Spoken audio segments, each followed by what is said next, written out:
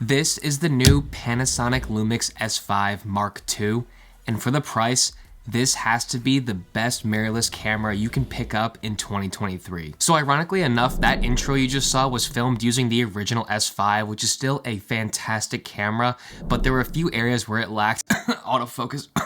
And the Mark II that just came out actually solves some of those issues, which is the main reason why I did pick it up. So I do want to point out that this is not a review of the Mark II, as I just have not had it long enough to give, comprehensive testing on it. But based off my own research and limited experience with it, this video is going to be my top 15 reasons why I do believe this is the best bang for buck camera in 2023. All these features were things that I was looking for in a camera, and for the price of this, it just can't be beat. So let's get right into it. All right, now since I'm done the intro, I'm actually gonna cover up the sensor because it's brand new and I don't want it to get damaged. So the first reason why this camera is so great is its price. So let's get it right out of the way. This camera is $2,000 flat just for the body. But to kind of put it into perspective, Canon and Sony counterparts that I would say are kind of equivalent to this camera are Canon's M6 Mark II and Sony's A7 IV, and both of those go for $2,500. So for similar specs and kind of in that range ballpark, you're paying $500 more for its competition. So keep that in mind when going through this list. $2,000 flat, and you're gonna get everything I'm about to talk about. So reason number two is that this is a full frame camera, so it has a 24.2 megapixel CMOS sensor with a low pass filter. So there are many benefits to getting a full frame camera, and the primary ones are that you don't have to worry about the crop like on an APS-C sensor. You're gonna get the full range of sensor and lenses out of this. You're also gonna get a lot more natural bokeh in your shots because of the shallower depth of field just with the larger sensor.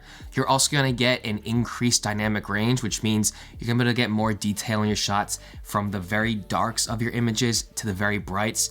You're just gonna be able to retain a lot more information, and that is something that was huge for me. And you're also gonna get better low light performance than with a crop sensor because again, larger sensor, more light hits it. So those are just a few of the benefits that you get with a full frame sensor. So the third reason is its lens selection because of the L mount. So give me a second, wait.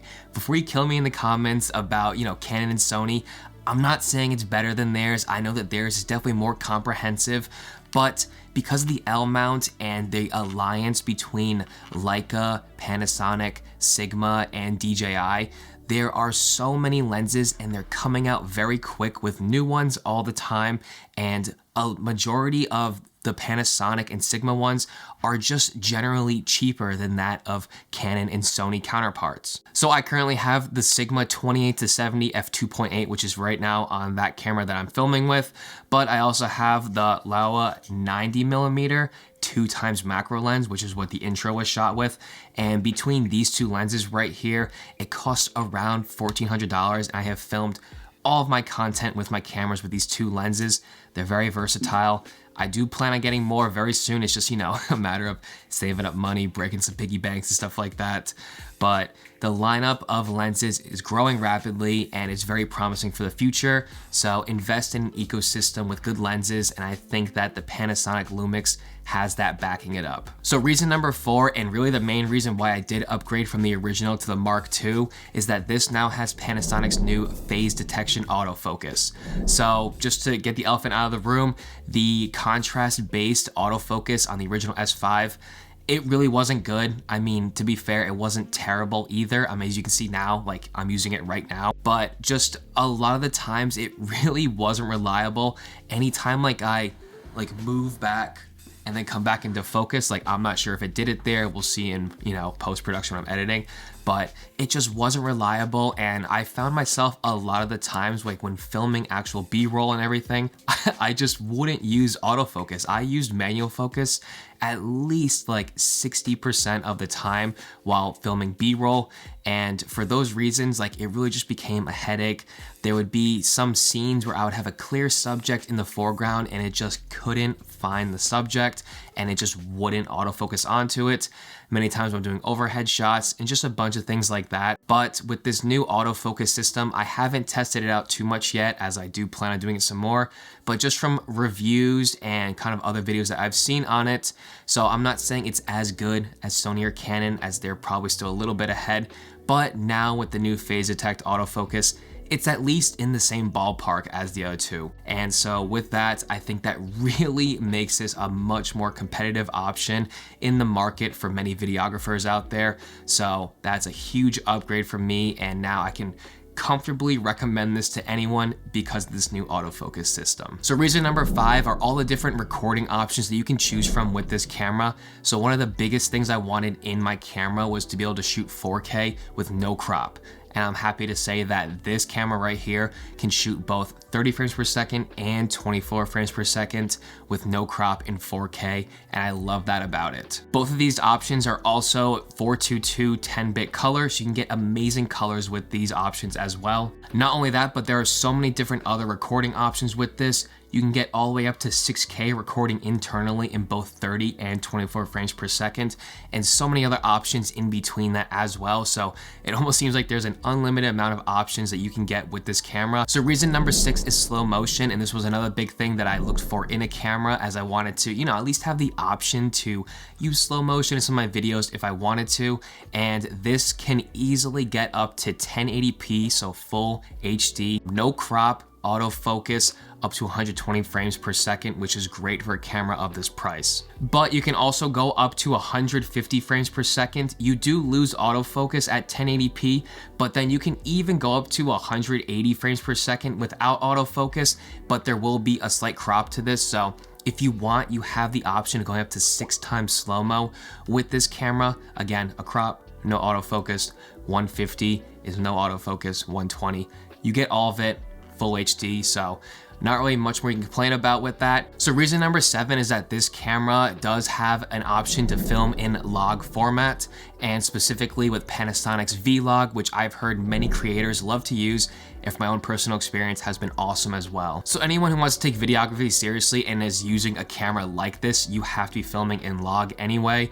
It just makes the most amount of sense because it just retains the most amount of data. You get the most out of your darks and the most out of your highlights. It actually increases your dynamic range by 2 stops on either side.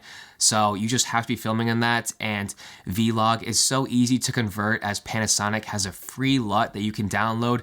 So it'll transfer it from the log profile to Rec 709, which in layman's terms is like a blank white piece of paper. It just sets everything neutral, converts it from that flat profile to just a natural looking profile. And from there, you can easily adjust colors, saturation, exposure, anything you want. And I've been loving working with log. So before this, I had the Canon M50 and there was no C-Log on that one. It was just like too low of a camera. And so what I used to do is like film on a flat color profile, and then I would try to reintroduce color later on, and it just never looked natural. So again, I love the fact that this has Vlog. It's been great to work with, and that's reason number 7. So reason number 8 are all the different recording assist tools that are built into this camera in the menu settings. And so when I first got into this camera, I really didn't know like what each of them meant, but now since I have been learning them slowly, I use each and every one of them all the time, and they just help me really nail all of my shots. Some of these different tools include a luminance meter, which shows you the exposure on a specific spot. You get a histogram to show you how well balanced the shot is. You can choose between vector scopes or waveforms to kind of get a better sense of what's going on in your shot. There's focus transitioning, there's a digital level, which I use all the time just to help me make sure my shots are level. I love having that in this camera. And there's even more than that in the settings, but just overall, all the different assist features, I now use all of them, and I love having them just to really help me feel more comfortable while filming. So the 9th reason is that this camera has support for anamorphic lenses, which is really cool because that's usually saved for like higher end cinema cameras. But essentially what an anamorphic lens is, it'll have a wider field horizontally for your footage, and then it'll squeeze it, and then you have to like unsqueeze it in post-production. And this actually gives you like the letter boxes at the top of your frame, so it already gives it like a more cinematic look. And you also get these really cool like light flares within your footage, which just look really awesome. So I do not have an anamorphic lens as they're kind of expensive, but I've seen footage of it and like what you can get with this camera, and it looks beautiful, especially like nighttime photography. So I really do want to invest in a anamorphic lens eventually, and I want to start playing around with it. But I'm just glad that this camera gives me the option to use anamorphic lenses if I wanted to in the future, and I do definitely plan on that. So again, it just gives you room to grow with this camera. So reason number 10 is that this camera has dual native ISO at 640, which is actually its minimum, and then also 4000, which is great for nighttime videography or just low light situations. So essentially what this dual native ISO does is that at these two specific settings of your ISO, there's going to be way less noise in your footage and way less than the different settings around it. So example, at 4000, there's less noise than at 5000 or 3200. So I just skip 3200 in total, and I go right to the 4000, and it just makes it super nice. And it's actually what I filmed the intro in at that 4000 range. So again, just having these two different settings, it really makes it versatile for whatever situation you're in. A lot of cameras don't have dual ISO, so that's another thing I love about this. So reason number 11 is that this actually has dual card slots, and they're both UHS Type 2, so you're gonna be able to get the fastest transfer speeds that you can out of this camera. And I just really like having that. And also what's cool is that in the settings, you can actually change how these two card slots work together. You can either have it set so that once when the first one fills up, it immediately starts filming to the second one, or you can have it where your one shot will film to both cards at the same time. So let's say you're taking your cards out and then you drop one and it breaks or it falls into like mud or something, then you have a backup already in there with the same footage on it. Or if you were to like accidentally delete it while you're editing or something like that, you have a backup right there. So I love having that about this camera and those different settings to work with, whether you need longer time for filming or if you just want that security and peace of mind. You have that option with this camera as well. So reason number 12 is the ergonomics of this camera. So by no means is this the smallest camera, but it's also not the biggest. And there's this nice texture all the way around the camera that adds some nice grip and some security while you're holding it. The actual handle itself is thick enough where it actually feels like you can actually grip onto it. Your fingers fully wrap around and it feels super comfortable, secure while you're holding it. So for a comparison, the only other camera that I've ever really owned is the Canon M50. And I know that camera is way smaller and lighter, but its handle was also way smaller. And it was so small to the point where it didn't even feel like it added too much like grip when I was holding it because I couldn't really wrap my fingers around it.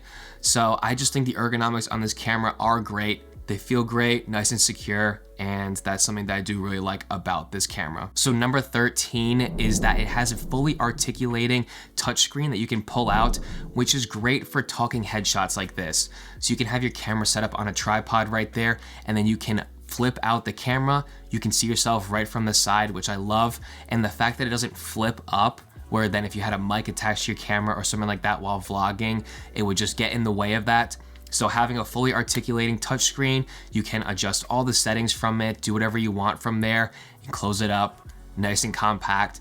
I love having that, and that was a big thing about a camera for me. I needed that fully articulating touchscreen, so I'm glad that this has it as well. So reason number 14 is that this camera has fantastic in-body image stabilization, or IBIS, and is widely known that the Panasonic line just has great image stabilization to it. And not only that is just its in-body stabilization good, but there's also two other forms of stabilization. You get a electronic stabilization, which does have a crop to it, but then you can also turn on boost image stabilization. So just for some nice steady handheld shots, you can get some really smooth footage. So I think that this makes it a really good option for vloggers out there, as you really don't want some like shaky footage while you're vlogging. You want it nice and smooth, and I think that this thing's IBIS really lends itself for vloggers. So reason number 15 why this camera is so great is that it has unlimited recording times, and this really lends it to be great for streamers out there. So all you need to do is plug it into USB-C port, that'll keep it charged, and then you don't have to worry about it every half an hour turning off, which is actually a problem I had with the original S5. I only have a 30-minute record time. I actually had to like restart it once for this video. So unlimited recording times on this, great for streamers, another different form of content created out there, and just another reason why this camera is so versatile. So those are the 15 reasons why I think the Lumix S5 Mark II is the best value mirrorless camera in 2023. You're getting all those features I just mentioned for a body that costs $2,000 and a line of lenses that is quickly growing. So you're not gonna have any worry about different lenses that you might need. They're always coming out with more. And just for all of those reasons I mentioned before, I have absolutely loved my time with the S5, and now since they have the new phase detection, the S5 Mark II is gonna be even better, and I'm actually really happy that I got into this ecosystem of cameras. So if you're on the fence about it, I say make the jump, pick one up for yourself. I don't think you'll be disappointed. So that's gonna be the video. If you enjoyed it, then please don't forget to hit the like button down below and subscribe. And as always, have a great day everyone, and cheers.